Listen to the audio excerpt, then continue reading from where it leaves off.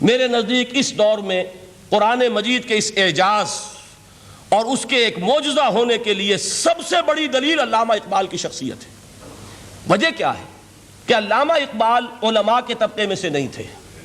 ظاہر بات ہے کہ جن کا پورا جن کی زندگی گزرتی ہو قال اللہ و قال الرسول میں، ان کے دلوں میں عظمت قرآن کی، ان کے دلوں میں حضور کی محبت یہ تو سمجھیے کہ ہونی ہی چاہیے، ان کے شب و روز اسی میں گزرتے ہیں۔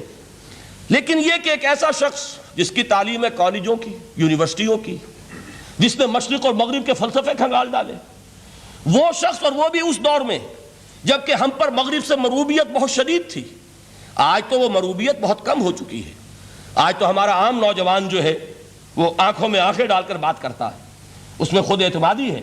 ہمارا بھی اپنا ایک معاشی نظام ہے، ہمارا اپنا ایک سیاسی نظام ہے، ہمارا ایک اپنا سماجی نظام ہے، ہماری اپنی سوشل ویلیوز ہیں۔ آج کا نوجوان الحمدللہ احیاء اسلام کی وہ جد و جہد وہ مرحلہ در مرحلہ بہرحال آگے بڑھ رہی ہے۔ وقت لگے گا، لیکن یہ کہ اس میں یقیناً ترقی ہوئی ہے۔ اسی کا مظہر یہ ہے کہ خود اعتمادی ہے۔ We have confidence. ہم جانتے ہیں کہ اسلام ایک دین ہے، مکمل دین ہے، اس کے پاس زندگی کے تمام مسائل کا حل ہے۔ لیکن یہ ہے آج 1985 کی بات۔ علامہ اقبال اس صدی کے آغاز میں گئے ہیں یورپ، جبکہ ہم محکوم تھے انگریز کے۔ ایک حاکم قوم کے ہاں جا کر اس سے مروبیت کتنی شدید اس وقت تھی، جو جاتا تھا اکثر و بیشتر واپس آتا تھا تو کھڑے ہو کر پیشاب کرنا ضروری سمجھتا تھا، اس لیے کہ اس نے وہاں پر لوگوں کو یہی کرتے دیکھا۔ ان کا لباس، ان کی وضاقتہ، ان کی تہذیب، ان کا تمدن، ہر طرح سے ان کے گن گاتا ہوا، ان کے لیے وہ بہت قصیدے تعریف کے کہتا ہوا آتا تھا۔ لیکن ایک علامہ اقبال کی شخصیت وہ ہے کہ وہ یہ خود کہتے ہیں کہ میں اس آگ میں ڈالا گیا ہوں مثل خلیل، مغربی تہذیب کے اس الاؤ میں مجھے اس طرح ڈالا اللہ نے جیسے کہ حضرت ابراہیم کو آگ میں ڈلوایا۔ میں اس تہذیب کے اس الاؤ کے اندر سے ہو کر آ رہا ہوں، اور میں نے یہ دیکھ لیا ہے کہ یہ تہذیب کھوکھلی ہے، اس کے اندر کوئی پائیداری نہیں ہے، نظر کو خیرہ کرتی ہے تب چمک تہذیب حاضر کی، یہ صناعی مگر جھوٹے نگوں کی ریزہ کاری ہے۔ اور دیار مغرب کے رہنے والوں، خدا کی بستی دکان نہیں ہے، کھرا جسے تم سمجھ رہے ہو وہ اب زرے کا معیار ہوگا۔ تمہاری تہذیب اپنے خنجر سے آپ ہی خودکشی کرے گی، جو شاخ نازک پہ آشیانہ بنے گا ناپائیدار ہوگا۔ اب آپ اندازہ کیجئے وہ شخص جو بنیادی طور پر فلسفی ہے، فلسفے کا طالب علم ہے، وہ جرمنی اور انگلستان میں جا کر فلسفے کھنگالنے کے بعد اسے اگر تسکین حاصل ہوئی، اس کی جو علم کی پیاس تھی اگر اسے سیری حاصل ہوئی تو صرف قرآن کے ذریعے سے۔ نہ کہیں جہاں میں اما ملی، جو اما ملی تو کہاں ملی میرے جرم خانہ خراب کو تیرے عفو بندہ نواز میں۔ یہ وہ شخص ہے، آخری زندگی میں ان کا کام صرف ایک رہ گیا تھا، قرآن کی تلاوت۔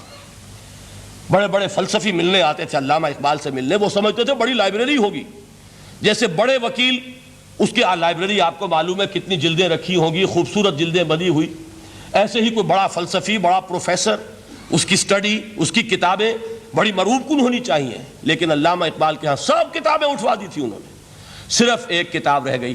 اور سید نذیر نیازی کا نام آپ نے سنا ہوگا، انہوں نے جب یہ گواہی دی ہے، یہ واقعہ شاید آپ کے علم میں نہ آیا ہو، یہ بہت اہم واقعہ ہے۔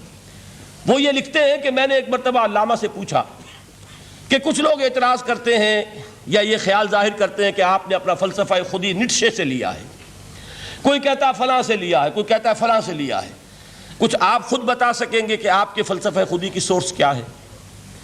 تو علامہ نے کہا کہ اچھا کل فلاں وقت آ جانا تو میں تمہیں لکھوا دوں گا، ڈکٹیٹ کرا دوں گا۔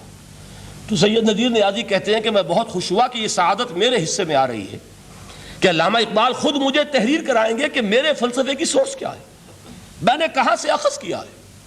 دوسرے روز وہ گئے، حاضر ہوئے، بڑے ہی ارمانوں کے ساتھ پینسل اور کاپی لے کر بیٹھے۔ علامہ نے فرمایا ذرا قرآن مجید نکال لاؤ۔ وہ قرآن مجید لائے، حیران ہوئے، یہ فلسفے کا سورس مجھے ڈکٹیٹ کرانے چلے تھے، یہ قرآن مجید کہہ رہے۔ کہا کہ ذرا سورۃ الحشر اس کا آخری رکوع، وَلَا تَكُونُوا كَالَّذِينَ نَسُوا اللَّهَ فَأَنسَاهُمْ أَنفُسَهُمْ أُولَٰئِكَ هُمُ الْفَاسِقُونَ۔ اے لوگوں، ان لوگوں کے مانند نہ ہو جانا جنہوں نے اللہ کو بھلا دیا، تو اللہ نے انہیں اپنی خودی سے غافل کر دیا، اپنے آپ سے بیگانہ بنا دیا، یہی ہیں لوگ جو فاسق ہیں۔ علامہ نے کہا میرے فلسفے کی سورس یہ ہے. یہ میں آپ کو بتانا چاہتا ہوں. اس معنی میں کہتا ہوں کہ اس دور میں علامہ اقبال کی شخصیت کو میں اعجاز قرآن کا سب سے بڑا مظہر سمجھتا ہوں. ایک شخص 20ویں صدی عیسوی کی شخصیت، اور پھر یہ کہ وہ کہیں مسجد اور کسی مدرسے کے ماحول میں پلا بڑھا نہیں ہے، بلکہ اسکولوں اور کالجوں میں اور یونیورسٹیوں میں، اور صرف ہندوستان میں نہیں، انگلستان اور جرمنی کی یونیورسٹیوں میں رہا، جس نے اپنا لوہا منوایا ہے. وہ شخص اگر یہ کہتا ہے کہ میرے لیے فکر کی بنیاد، میرے فلسفے کی سورس، میری تمام سوچ کی رہنمائی جو ہے وہ اس کتاب نے کی ہے، تو معلوم ہوا کہ واقعتاً یہ قرآن مجید آج بھی معجزہ ہے.